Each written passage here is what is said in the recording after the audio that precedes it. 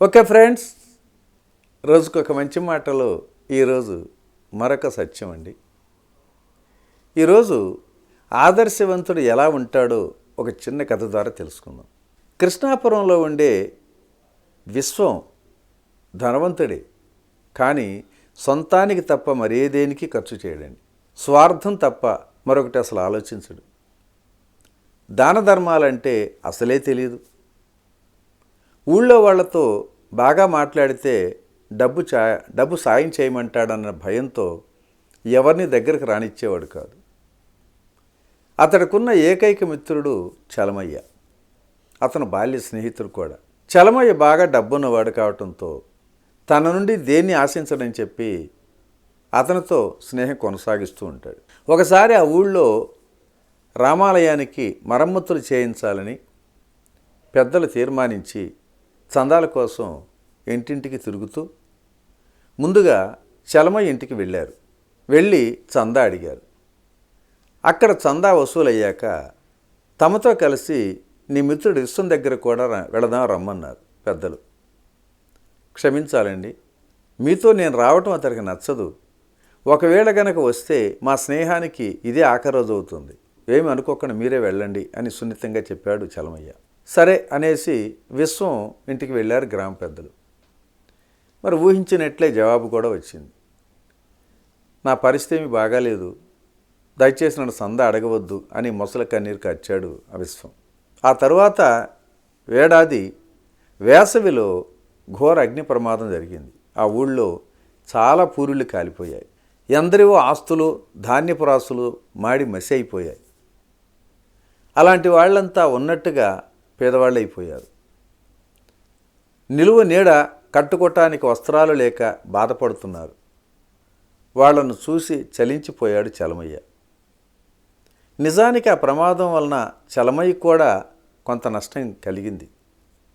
కానీ తన నష్టాన్ని మరిచిపోయి కష్టాలలో ఉన్న వాళ్ళకి వస్త్రాలు ఆహార పదార్థాలు పంపించాడు చలమయ్య. సరిగ్గా అతడింటి నుండి సరుకుల మూటలు వెళుతున్నప్పుడే చలమయ్యని పరామర్శించడానికి విశ్వం వచ్చాడు. అక్కడ పంపుతున్న సరుకుల మూటలను చూశాడండి. లోపలికి వెళ్ళి, నీకేమైనా మతిపోయిందా? నువ్వు నష్టపోయావని పరామర్శకు నేను వస్తే నీ నష్టం పట్టించుకోకుండా మరొకరు సాయం పంపుతున్నావేంటి? ఇదేమైనా ఘనకార్యమా అని అడిగాడు వెటకారంగా. చూడు మిత్రమా, నాకు నష్టం వచ్చిందని మరొకరిని ఆదుకోకపోవటం తప్పు.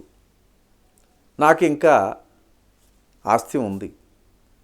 సర్వం పోగొట్టుకున్న వాడికి చేతనైన సాయం పంపుతున్నాను అంతే అని బదిలిచ్చాడు చలమయ్య. సాయం చేయటం అనే జబ్బున్న వారిని ఇంకెవడు బాగు చేయలేలే అనేసి కోపంగా వెళ్ళిపోయాడు విశ్వం. అగ్ని ప్రమాద సమయంలో కూడా విశ్వం ఎవరికీ సాయపడలా. ఆ మరుసటి ఏడాది ఉత్తర దేశ యాత్రలకు కుటుంబంతో కలిసి వెళ్ళాడండి విశ్వం. తిరిగి రావటానికి 10 రోజులు పైగా పట్టింది. వాళ్ళు వచ్చి ఇంటి తలుపులు తెరిచేసరికి లోపల దొంగతనం జరిగినట్లుగా తెలిసింది. ఇంట్లో విలువైనటువంటి వస్తువులన్నీ దోసుకుపోయారు దొంగలు. ఆ విషయం తెలిసినటువంటి చలమయ్య తన మిత్రుడికి సాయపడ్డాడు. బియ్యం, పప్పులు, నూనెలు ఇలాంటివన్నీ కూడా పంపించి అతని ఇంటికి వెళ్ళి అతను ఓదార్చాడు. ఈ విశ్వం ఇంట్లో దొంగతనం విషయం తెలిసినటువంటి గ్రామస్తుల్లో ఒక్కరు కూడా అయ్యో పాపం అని కూడా అనలా. దొంగతనం గురించి గ్రామాధికారి ద్వారా రాజుగారికి ఫిర్యాదు చేశాడు విశ్వం. ఇక అప్పటి నుండి డబ్బు లేకపోతే వచ్చే కష్టాలని విశ్వానికి తెలిసొస్తున్నాయి.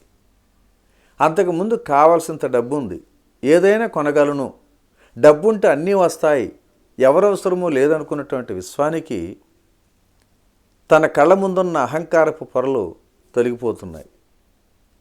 ఎంతో కష్టంగా రోజులు గడుస్తున్నాయి. వాళ్ళకి నేల మీద నిలబడటం ఏమిటో అప్పుడే తెలిసింది. కనపడిన వారిని ఆప్యాయంగా పలకరించటం, ఏదైనా కలిగిన దానిని ఇరుగు పొరుగులకు ఇవ్వటం అప్పుడు అలవాటు చేసుకున్నాడు విశ్వం. గ్రామస్తుల్లో కూడా క్రమేపీ విశ్వం మీద కోపం స్థానంలో సానుభూతి కూడా మొదలైంది. గ్రామస్తులంతా వాళ్ళ కుటుంబాలని ఆదరంగా చూసేసరికి వాళ్ళకు కూడా ఎంతో సంతోషంగా ఉంది. ఇంతకాలం డబ్బు మాయలో పడిపోయి గ్రామస్తుల అభిమానానికి దూరమయ్యాడు.